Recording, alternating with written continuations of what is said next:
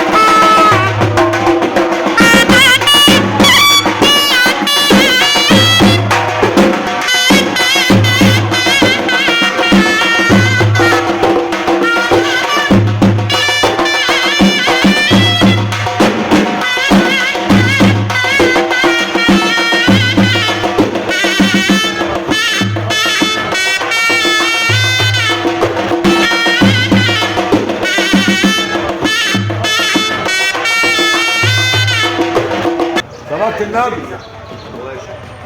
اللي عايز يبيع بطاريق، اللي عايز يبيع بطاريق، اللي عايز شارع جديد، اللي عايز يضمن اللي نزل الجيم.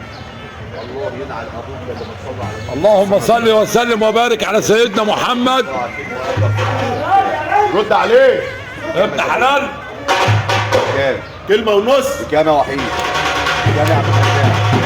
بكام يا عبد رمضان؟ بكام يا مجدي؟ رد عليه. بكام؟ ابن حلال. بكام؟ ردوا يا جدعان. كام؟ لا يا غدا، العربية دي ب 100 جنيه. ايه ده؟ معايا 70 جنيه حاضر. ايه ده؟ معايا 75. ايه ده؟ معايا 75. ايه ده؟